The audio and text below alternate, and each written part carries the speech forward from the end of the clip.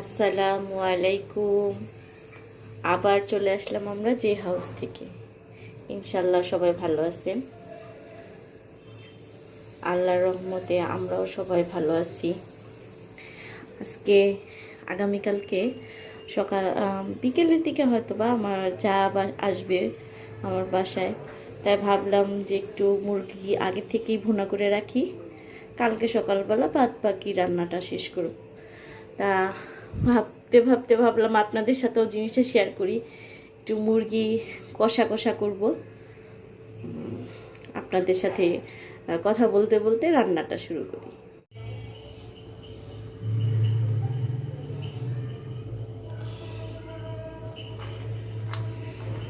তেল অনেক বেশি গরম হয়ে গেছে।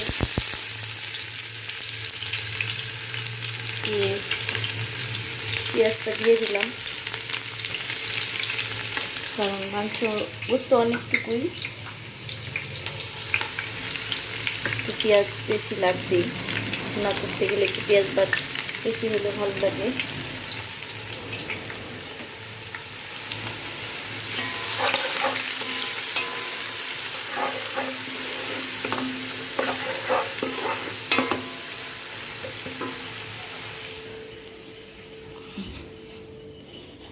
আপনাদের সাথে আরেকটা বিষয় শেয়ার করি।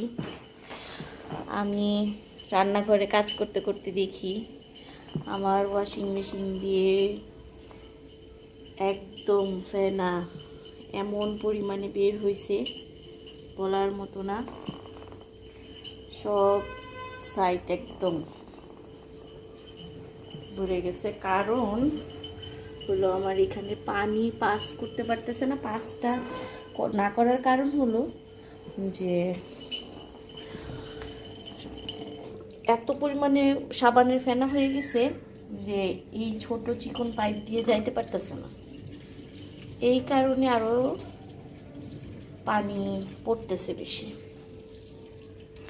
এখানে আবার অনেকটা সময় পরিষ্কার করতে হবে।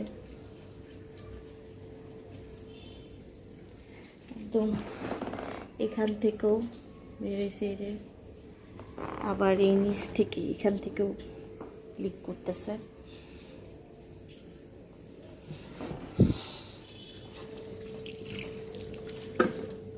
কি আর করার।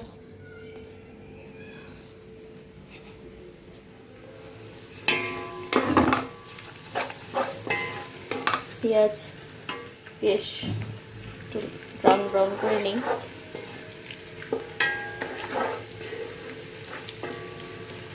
একটু বড় পাতিল নিছি বুঝতে থেকে, কিন্তু কারণ হলো একটু হলর জলর করে যাতে নাড়াচাড়াটা করা যায়, এই কারণে আর কি।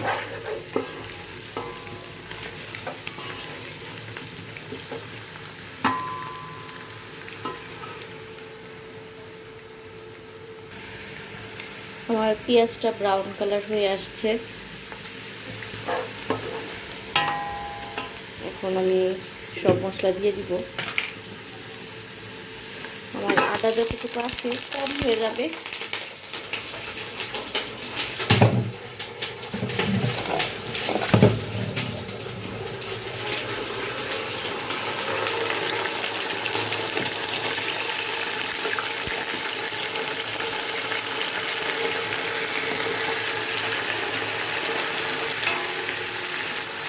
আবার ফ্রিজে খুঁজে পেতেছিলাম, মনে হয় বাটা শেষ।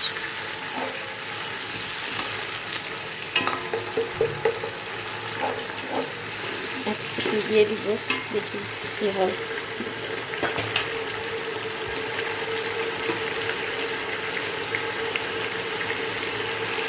আমি একটু গোস্তে রসুনটা বেশি পছন্দ করি। আমার মনে হয় গোস্তে রসুনের ফ্লেভারটা ভালো লাগে। আমি এর জন্য একটু গোস্তে রসুনটা বেশি বাটা দিতেছি। অনেকেই ভাববেন এত রসুন বাটা। আমি সবসময় গোস্তে একটু রসুনটা বেশি খাই। শুধু গোস্তে না, সব কিছুতেই একটু রসুন বাটাটা আমার কাছে ভালো লাগে দিলে। ফ্লেভারটা ভাজা একটা ফ্লেভার আসে, ভালো লাগে খাইতে।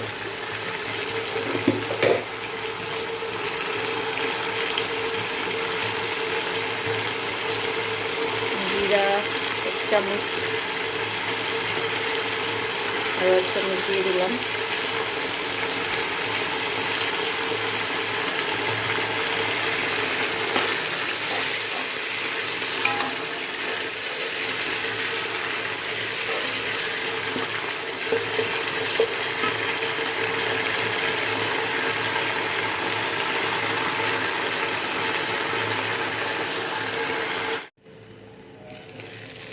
মরিচ, হলুদ, গরম মশলা দিয়ে দিচ্ছি।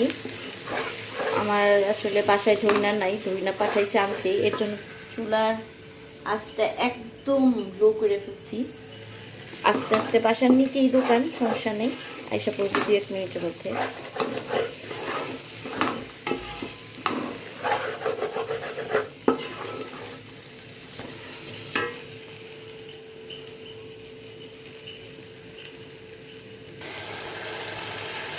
মশলাটা কষানো হয়ে গেছে, তেল তেল উপরে উঠে গেছে। এখন গোস্তগুলো দিয়ে দিব।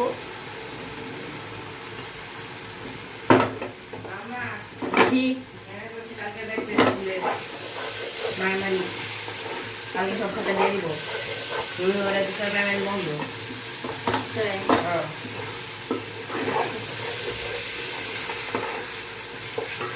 মশলার উপরে তেল উঠে গেছে, কষানো হয়ে গেছে।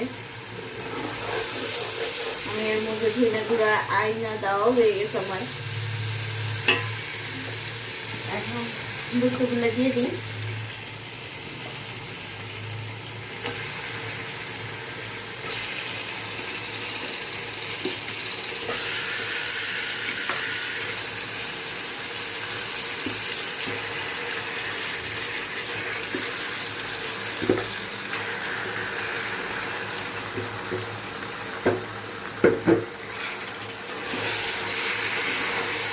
এর জন্য একটু বড় কড়াই নিচ্ছি, যাতে আমার নাড়াচাড়া একটু সুবিধা হয়।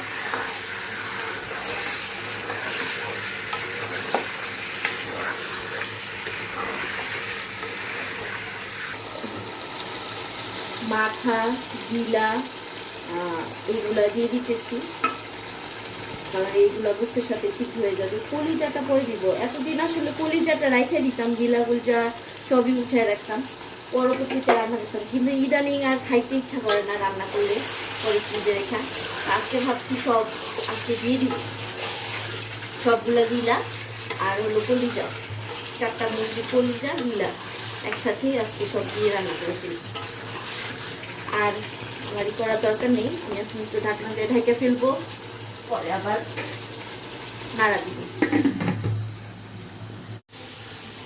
আলু ভাজা শেষ, আমার গোস্ত দিকটা কষানো হয়ে গেছে, একটু ঝোল কমে যেতেছে, এর জন্য চুলা অফ করে রাখছি।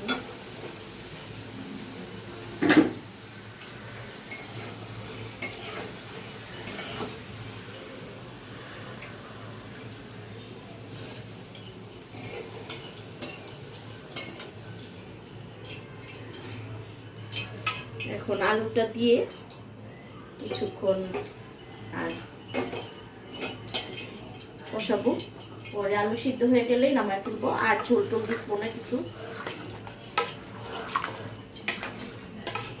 একদম মাখা মাখা হয়ে আসছে।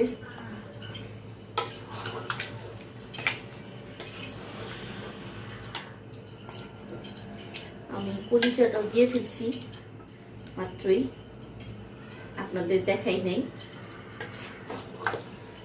এখন চুলাটা আমি একটু ডিম করে রাখবো, কারণ আমার গোস্ত অলরেডি সিদ্ধ হয়ে গেছে, ঝোলও কমে গেছে।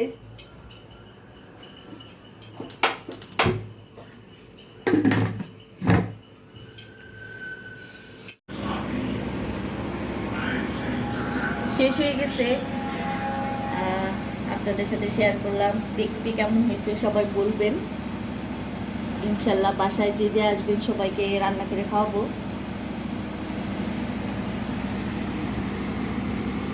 শেষ আমার রান্না, আমরা এখন খেতে বসি। সবাই ভালো থাকবেন, আমাদের জন্য দোয়া করবেন, বেশি বেশি যে হাউসকে সাবস্ক্রাইব করবেন, আমাদের ফেসবুক পেজটাকেও ফলো করবেন। আমাদের কোনো ভুল ত্রুটি হয়ে থাকলে আমাদেরকে বলবেন, কমেন্টস করবেন। ইনশাল্লাহ সবাই ভালো থাকেন। আল্লাহ হাফেজ, আসসালামু আলাইকুম।